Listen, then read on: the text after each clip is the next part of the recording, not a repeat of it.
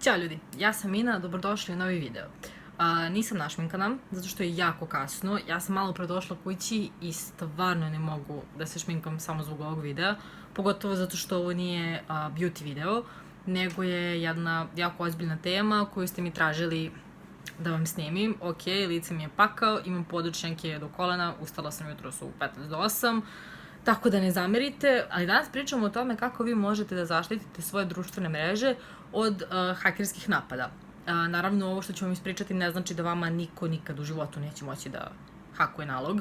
Neko ko je dovoljno uporan, ko ima dovoljno znanja, ko ima softver koji prosto omogućava tako nešto, će možda uspeti u tome, ali ja vam pričam šta je to ono što je zapravo do vas, što vi možete da uradite, a velika većina ne radi. Prva stvar, password. I ja, ljudi, to vama ne mogu dovoljno da naglasim. Ne smete da koristite slab password. Sad se vi pitate šta je slab password i recimo situacija, zove me drugarica juče ili prekjuče i kaže: jao, hakovali su mi Instagram, jao, dešava se nešto, hajde molim te da mi pomogneš, da mi rešiš, ne znam, stigao mi je mail, stigla mi je poruka na telefon, ajde kao rešavaj.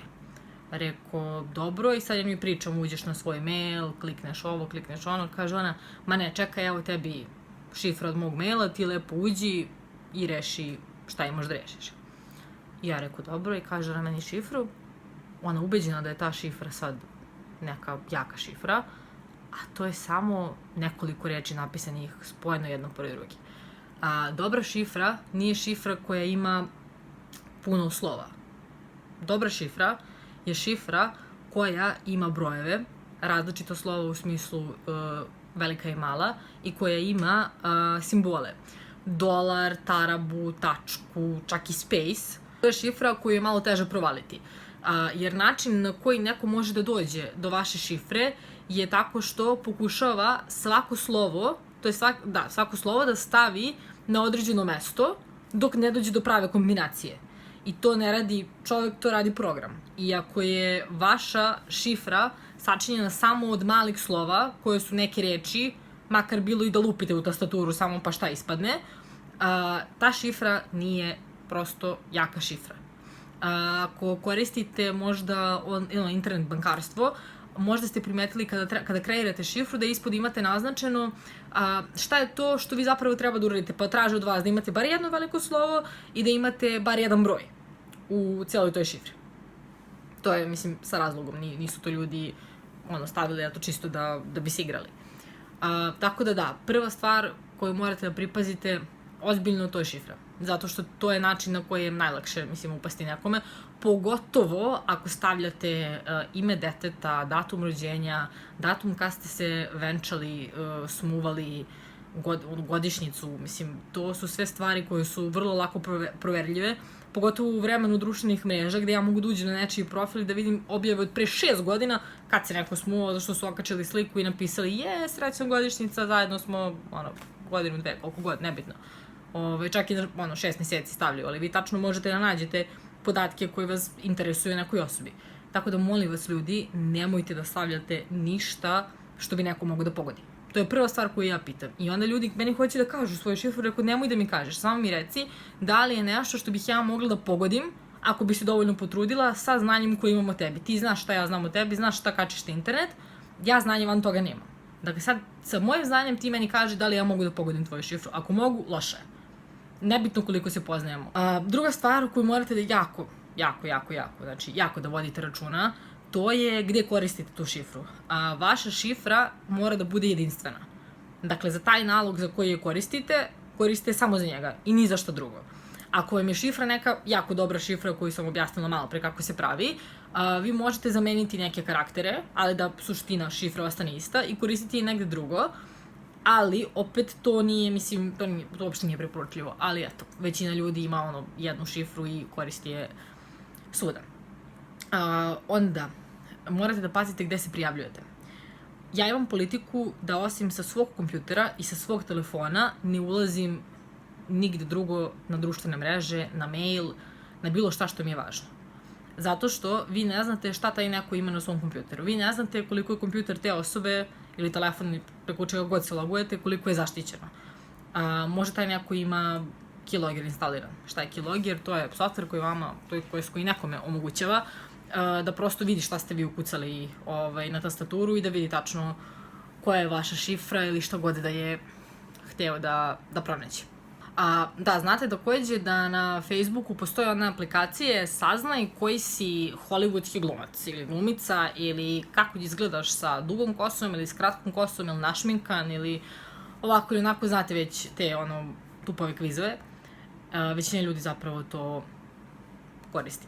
Odnosno, većina ljudi zapravo odradi taj test da nađe ko je hollywoodski glumac. Okej, niste hollywoodski glumci i glumice, nećete biti, nema potrebe da tražite, prosto sami nađite ko je vam omiljeni glumac ili glumica i poistovetite se s tom osobom i to je to, neće vam neki kviz, mislim, odrediti sudbinu ili bilo šta. Zašto vam to pričam? Zato što vi, kada radite te gluposti, dajete odobrenje da neko preuzme podatke sa vašeg profila.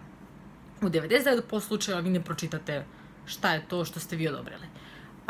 Zašto je to bitno? Neće vama taj sajt direktno možda da ukrade bilo koje podatke, ali takvi sajtovi u većini slučajeva imaju jako slabu zaštitu, što znači da neko može da hakuje taj sajt i preko tog sajta da dođe do vaše šifre, što je jako čest slučaj.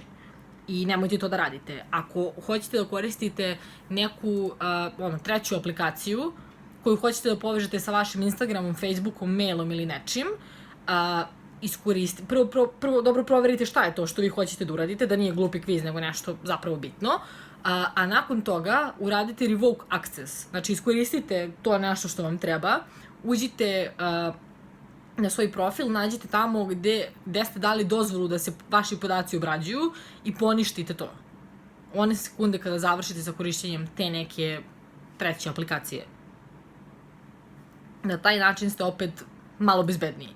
Sad, ja ću se potruditi da vam dam ovde što više informacija, jer ja sam toliko pitanja dobila i toliko vas mi je poslalo kako da vrati neki nalog ili nešto, ali ja zaista nemam vremena da svakome od vas pomognem, pogotovo što verovatno većina vas, ako ne zna kako da vrati nalog na kojem je zaboravila šifru, ne zna mnogo generalno o kompjuterima i o, ne kažem programiranju, to nije programiranje, to je mislim kako vratite šifru, o tim stvarima generalno, bilo kakvom malo naprednijem korišćenju računara, a ja stvarno ne mogu svakom ponaosob da objašnjavam zašto i kako i šta i gde, jer ja sam dobila jedno 100 poruka sigurno u vezi toga.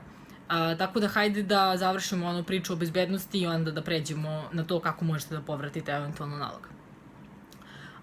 Takođe jedna, da li je ovo najbitnija stvar? Ovo je možda i najbitnija stvar, a to je dupla autentifikacija.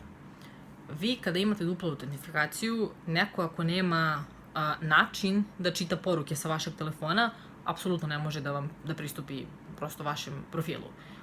Svi verovatno znate šta je to, dakle prosto svaki put kad se ulogujete sa svojim e-mailom, odnosno usernameom i šifrom, vama će tići kod na telefon koji vi ukucate i tek onda imate pristup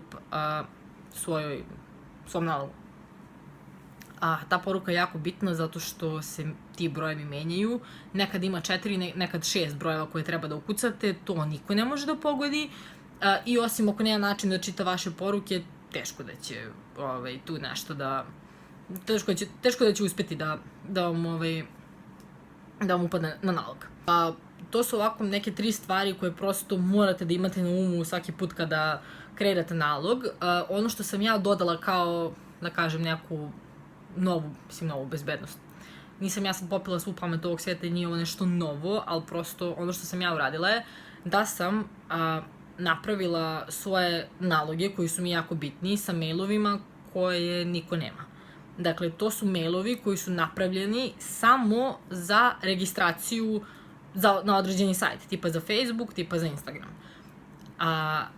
To je mail koji samo tome služi i ničemu više. Dakle, nikoga nema, nikom nisam dala, nikom mi ne šalje mailove na to, nisam se subscribe-ovala preko toga nigde, nisam pravila profil na, ne znam, sajtu na kako kupujem šminku ili tako nešto. Dakle, to je mail isključivo i samo za to. To je još jedna onako bezbednostna mera koju možete da preuzmete i koju sam baš rekla Emily koji je zapravo bio hakovan profil pre neki dan, da to uradi, ona je to uradila, trebalo bi da sam je sad kompletno zaštitila.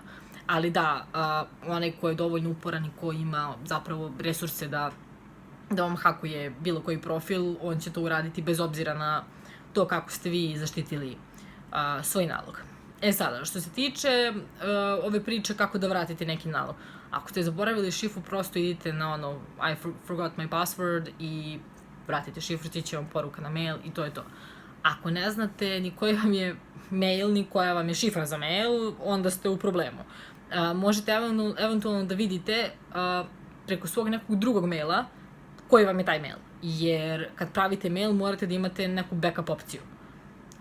Svaki put kad hoćete napravite Gmail ili Hotmail, ispod vam piše kao stavite neku backup adresu i vi morate prosto da upišete nešto, broj telefona, neki drugi mail koji imate, nešto od toga.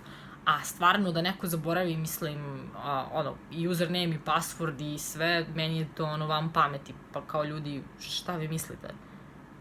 Kako ćete ikada da vratite vaš nalog ako vam se to desilo? Ako vi ne znate osnovne stvari, ja imam sve zapisano. Moje šifre su takve da ja ne znam koje su. Zato što je mnogo nekih karaktera koji, mislim, nemaju smisla. Kad kažem mnogo karaktera, ne mislim lupila u tastaturu pa šta je izašlo, nego ima sve ovo što sam ispričala malo pre. Prosto to je nemoguće ukucati ručno. Tako da ja to sve imam zapisano negde. I onda mogu prosto da vidim koja mi je šifra. Također što se tiče vraćanja naloga, Facebook ima opciju da prosto tamo upišete 3 do 5 prijatelja sa kojima ste bliski i ako budete zaključani sa vašeg naloga, oni mogu da vam pomognu da vratite svoj nalog. Za Instagram mislim da to nije tako, ali u većini slučajeva telefonom možete vratiti nalog, zato će vam stići poruka koja sadrži kod kojim vi možete pristupiti jednokratno vašem nalogu i promeniti onu šifru koju, promeniti šifru pošto ovu ne znate.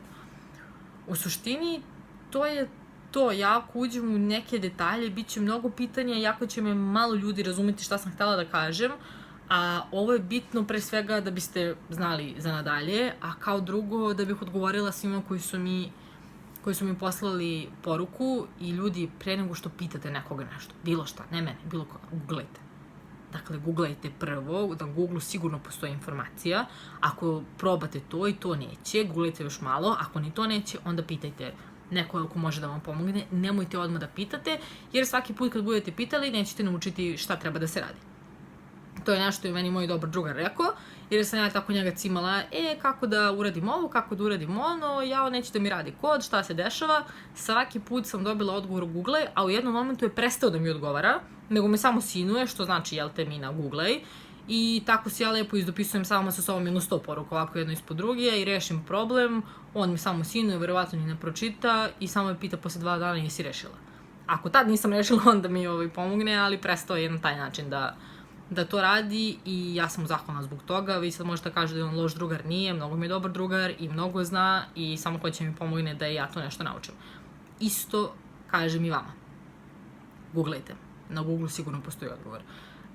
Ne mogu da vam pomognem da hakujete nečiji nalog, ne želim da hakujem nečiji nalog, neću da vam objašnjavam kako možete da hakujete nečiji nalog, neću da vam dam broj drugara koji bi možda mogao da vam pomogne da hakujete nečiji nalog, zato što se to kosi sa ovim mojim stavom u privatnosti. Prosto ja to ne radim, ne želim to da radim, ne želim da vi to radite. Ako sumnjate na dečka, devojku ili nešto razgovarajte, nemojte da hakujete nalog, nema potrebe. Prvo, jer u 99% slučajeva nećete uspeti, a drugo, platit ćete nekom eventualno za to i taj neko neće uspeti. Tako da ne vidim poentu. Facebook i Instagram su dosta unapredili svoju bezbednost, tako da je to jako teško hakovati i da jedna jako bitna stvar, ne možete da hakujete Facebook ili Instagram ili mail, možete da hakujete samo nečiji nalog. Dakle, to je jako velika razlika koju ljudi ne vide, jer time što vi hakujete nečiji nalog, imate pristup samo tom nalogu, a ako hakujete Facebook ili Instagram ili Gmail ili Hotmail, vi onda imate, to jest oni onda imaju ozbiljan problem, a vi imate pristup kompletnoj bazi. Što nema šanse da se desi, tako da to ne može da se hakuje. Jer ti ljudi imaju zaposlene ljude koji na dnevnoj bazi pokušavaju da im hakuju sistem. Jer tako proveravaju da li to funkcioniše ili ne. Ovaj video će već da traje 15 minuta, to vidim, po tome koliko dugo snimam. Ne bih vas ja više zadržavala, pišite u komentarima pitanja, ja ću da odgovaram. Ako vidim da se pitanja ponavljaju i da ih ima mnogo, onda ću da snimim još jedan video.